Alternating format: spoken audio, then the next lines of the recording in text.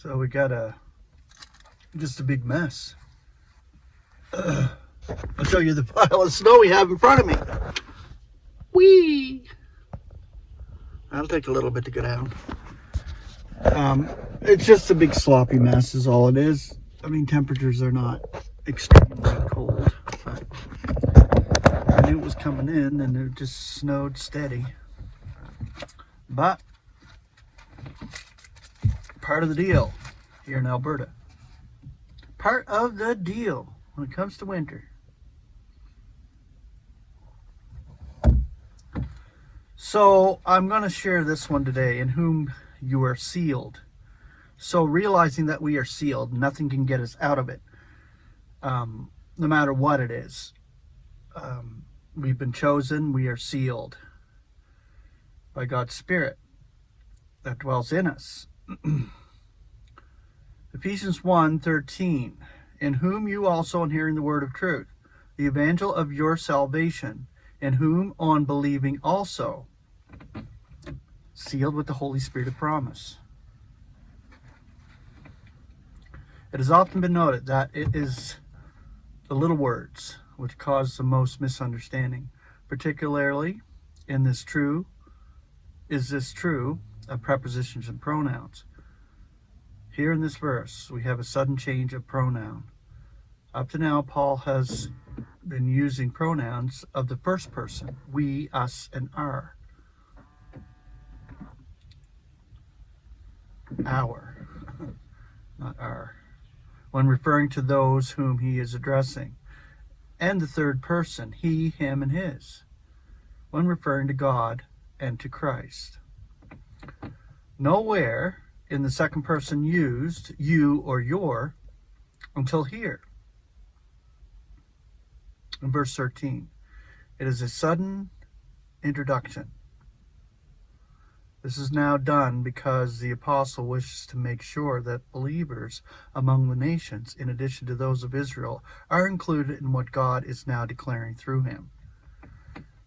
The position is that right up to Paul's imprisonment in Rome, Jews had been among those who had heard his message.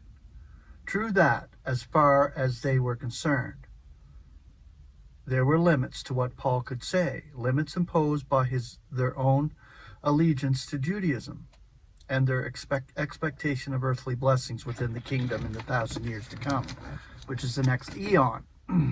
Nevertheless, we read, even in Romans, that the evangel was to the Jew first, and to the Greek as well.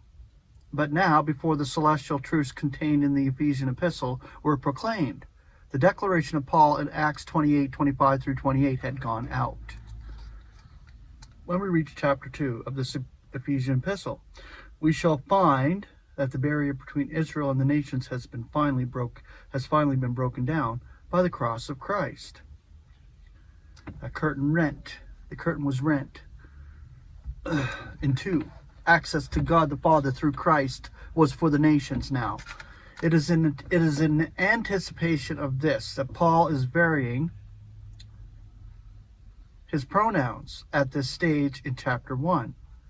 This is not to say that all the blessings down to verse 12 are for Jews only, or that the Holy Spirit of promise mentioned in verse 14 is for the nations only. No, it is because of the prejudices against the nations built up during centuries of Jewish recipients of God's favors that Paul brings them to the nations into prominence at this point by addressing them personally under the pronoun you. The fact that he uses the word also indicates that they share the blessings of the new evangel along with the called in Israel, among whom, of course, was Paul himself, because he was a Jew out of the tribe of Benjamin. It was not enough, however, for any of them merely to hear the word of truth, the evangel of their salvation. They must believe it also. Let us remember the epistle is addressed to all the saints who are also believers in Christ Jesus. As all our spiritual blessings are given to us in Christ, how can we enjoy them or even accept them unless we believe in him as the risen Savior and in the evangel which centers around his celestial glories? This is most informative statement in the concordant commentary on page 289 on verse 13. The subject of these paragraphs is the Evangel of the Nations, its seal in verse 13, its recognition in verse 17, its prospect in verse 18, its allotment in 14 and 18, and its power in verse 19. This subject is kept in mind throughout. Note the 5 aspects of the Evangel which are brought to our notice here. 5 is the number of grace and is the dominant number of this epistle. The comment continues. The argument is as follows. Paul and his associates of the circumcision received the celestial spiritual blessings which have been detailed. The earnest of their allotment in Christ was the Holy Spirit, which was the pledge of its deliverance. And as the believers among the nations received the same Spirit when they believed, it is a seal to them that they too will enjoy the celestial spiritual favors which are lavished upon those of the circumcision who believe in Christ Jesus during his rejection by the nation of Israel.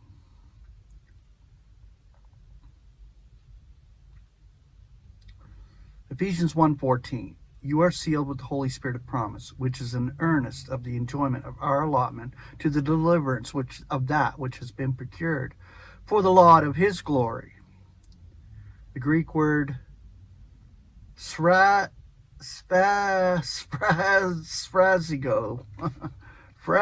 I can't even say it. Woo! Okay, take a look at the word. Where is it? Right there. See? There's the word. It means seal. It's the Greek word. And as in English, sealing has 2 functions, both with legal implications. Firstly, it is used as a means of signing a contract to denote authority, title, and ownership. Secondly, it is used as a method of securing a package or document which is to be set aside for a time in safe custody and not opened until later. That's why it's a gift. It's wrapped up. It's kept secret. Paul revealed the secret in Christ. Paul refers 3 times in his epistle to the sealing of believers in Christ, and they are closely related in thought. Besides the reference here in Ephesians 1, there is one in 2 Corinthians 1:21 and 22, which reads, Now he who is confirming us together with you in Christ and anoints us is God, who also seals us and gives us and is giving the earnest of the Spirit in our hearts. The other reference is in Ephesians 4:30, and do not be causing sorrow to the Holy Spirit of God, by which you are sealed for the day of deliverance. Okay, I'll spell this word. Both functions of the word SPHRAGIZO apply in these cases. We are sealed because we are God's. Your life is hid together with Christ in God, Colossians 3:3. And it is, in fact, God who does the sealing, and we are sealed with the Holy Spirit of promise, which is in itself an earnest or pledge in kind, a deposit, guaranteeing us the delivery of the whole at a future date. As Brother A. Enoch puts out, again in the concordant commentary, the Spirit of promise is not what was promised, but a spirit which promises, a promissory spirit. Our allotment, into which we shall enter fully when we are joined with our Lord and Head, Christ Jesus, our brother, has already been prepared for us. It is an allotment which we shall enjoy to the full, an allotment of service for God. For he will have glory in the ecclesia and in Christ Jesus for all the generations of the eon of the eons. Amen. Ephesians 3:21. The earnest or pledge is a guarantee that we shall enjoy our participation in the allotment, as well as being a promise of the allotment itself. When we send through the post a packet which contains something of great value, we register it. And to do this, we must first seal it, and it is then kept separate from the rest of the mail and signed for at at every stage of its journey. Postal regulations are not quite so strict as they used to be. Well, they are. This was in John Essex's day. Now they are. At one time, a registered packet was generally sealed with wax, upon which was impressed a stamp bearing a mark of ownership. That's that red stamp. Years ago when they used to do that. In such a way that no one could break the seal without breaking the stamp. Now God has stamped us with such a seal as will ensure us being safely delivered to our ultimate destination, which is the celestial realms. Next to God in Christ, in his throne room, he has separated us from the rest of humanity, although this is not apparent to others at present. But he knows who are his, and he watches over us at every stage of our journey through life. He will not let us be snatched out of his hand. God's own impression is upon the seal, and he will not allow it to be broken. For whoever are being led by God's Spirit, these are sons of God. For you did not get slavery spirit to fear again, but you got the spirit of sonship, in which we are crying, Abba, Father. The Spirit itself is testifying together with our spirit that we are children of God. Yet if children, enjoyers also of an allotment, enjoyers indeed of an allotment from God, yet joint enjoyers of Christ's allotment. If so be that we are suffering together, that we should be glorified together also. Romans 8:14 through 17. Now seeing that you are sons, God delegates his Spirit, the Spirit of his Son, into our hearts, crying, Abba, Father. So that you are no longer a slave, but a son. Now if a son, an enjoyer also of an allotment from God through Christ. Galatians 4:6 and 7. That which is to be delivered to us in full has already been procured. It was prepared for us before the disruption of the world, when we were chosen in Christ, and nothing that has occurred since the disruption or as a result of the disruption has been able to affect it. Our being chosen in Christ was a matter in which only God and his Son were concerned. The adversary had no part in it whatsoever. He was not even formed then, I don't believe. That which is to be delivered to us was procured for us in spite of the adversary by the blood of Christ, in whom we are having the deliverance through his blood. But in God's sight, that blood was foreknown before the disruption. And the lambkin was slain from the disruption, 1 Peter 1:20 and Revelation 13:8. The nature and glory of the allotment will be discussed later. For now, let us note that all is for the laud of God's glory. As we pointed out earlier in these studies, God's glory is the chief concern of this epistle. All else is subservient to that, but gloriously subservient, not slavishly or enviously subservient.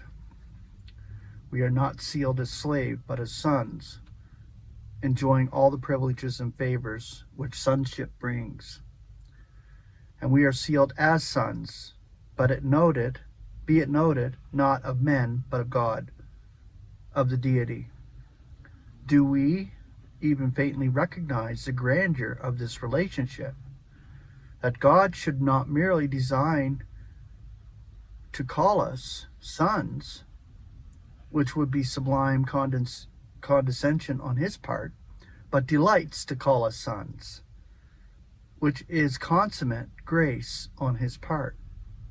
The reason why we carry our own salvation into effect with fear and trembling is not lest we should lose it by our failures, as some have falsely imagined, but rather and solely because it is the deity himself who is operating in us to will as well as to work for the sake of his delight.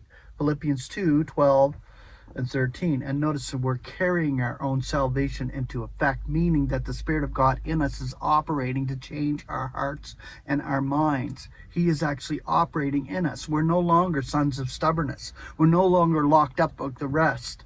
So God is doing this first in believers. We are the first, especially of believers, that are receiving this from God as a gift. He is not directing us from outside as a general controls his army, but is actually operating within us, making us want to please him. He has given us the dispensation of the conciliation, or peace. And whenever we speak in line with that commission, we are ambassadors, as of God entreating through us. 2 Corinthians 5:18 through 20. The more we come to grow to the realization of him, the more humble we become. And the more we prepare to give glory, we are prepared to give glory, all the glory to him, knowing that in doing so, our ministry will actually be enhancing his glory.